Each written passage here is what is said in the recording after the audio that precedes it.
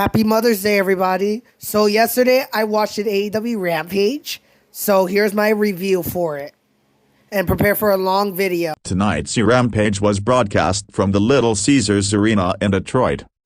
It's Saturday night, and you know what that means. Tonight's broadcast team was Excalibur, Tony Schiavone, and Jim Ross. Trios match. The Acclaimed Anthony Bowens, Max Caster. Bowens hit a shoulder block on Sabian. Bowens tried again, but Sabian used an arm drag and then a foot stomp on Bowens. Caster and Blade tagged in for their respective teams. Caster scoop slammed the Blade. Bowens dropped the scissor meat embers. Butcher grabbed a tag and blasted Bowens with the lariat. After some cheap interference from Kip, Butcher continued to work over Bowens' back. Blade tagged in and kept Bowens from reaching his team in the corner. Butcher cracked Bowens with a hard backbreaker. Blade tagged in but ate some stiff jabs from Bowens. Billy tagged in and cleaned house on the opposition. After having a change to recover, Bowens smashed Kip with the arrival. Caster hit the mic drop and then pinned Kip. Sabian. The Outcasts Tony Storm, with Ruby Soho Saraya,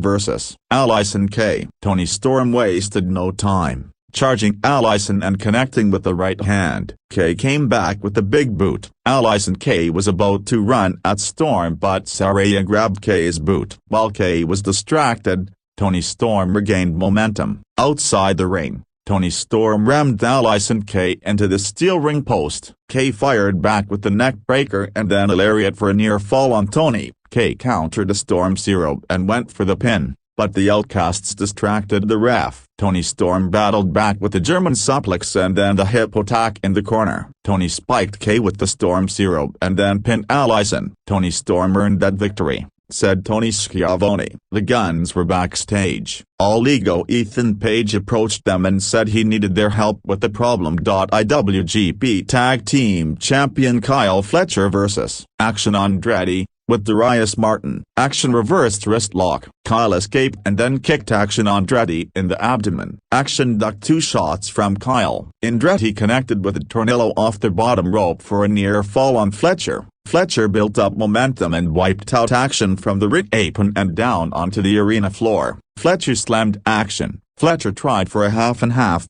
but Action landed on his feet. Action nailed Fletcher with a tope suicida. Kyle came back with a thrust kick on Action in the ring. He closed the distance with another kick and then a brainbuster for a near fall. That was so close, said Jim Ross. Andretti brought Kyle down hard to the match with the superplex. He followed up with the springboard 450 for a near fall. Kyle Fletcher spiked Action with a spinning tombstone piledriver and then pinned him. Kyle Fletcher building momentum here tonight, said Excalibur.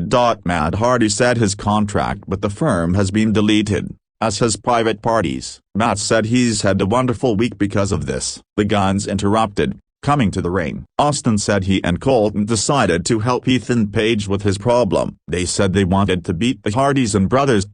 Matt Hardy said he'd accept, as long as when he wins, he'd get control of Ethan Page's contract. The Guns said they accepted. Matt Hardy said they'd be happy to delete the Boys. Main event time. The Moglimbus Brian Cage Swerve Strickland, with Prince Nana, versus the Dark Order Alex Reynolds John Silver, with Evil Uno. After a flurry of offense, Swerve was looking for the double stomp off the top rope, but Reynolds got out of the way. John Silver and Brian Cage both tagged in and had a pose off. Cage kicked Silver in the midsection. John Silver caught Cage and dropped him with a modified body slam. Cage came back and planted Silver hard on the mat. Silver went towards the ropes, but Swerve lowered them, sending John Silver crashing onto the arena floor. Reynolds drilled Swerve with a Tiger Driver and then a stuffed piledriver for a near fall. Swerve attempted the Swerve Stomp, but Reynolds avoided it again. Cage interfered and he and Swerve double-teamed Silver. Reynolds escaped a powerbomb from Brian Cage, but then Cage hit a pop-up powerbomb. Cage and Swerve used tandem offense on Reynolds, but Reynolds showed his heart and escaped a pin. Silver rushed into the ring to assist his partner and even up the odds. Cage connected with the drill claw while Swerve nailed the driver, and they pinned the Dark Order. After the match, the Gates of Agony ran to the ring and double-teamed Evil Uno. Dustin Rhodes and Keith Lee stormed out to the ring. running the Mogul Embassy out. Catch you Dynamite on TBS next Wednesday live at 8/7 Court from the Moody Center in Austin, TX. And remember, a broken bar, the home of professional wrestling, is all elite. And there you go. That was what happened on AEW Rampage. Like I said in the beginning, I don't think I said it in the beginning. Spoilers if you have not seen AEW Rampage. Well, guys, that's a wrap of this video. I want to thank y'all so much for taking time and watching this video. And as always, I'll see you on the next one. Peace out, my friends, and go Riverhawks. Also, one last thing.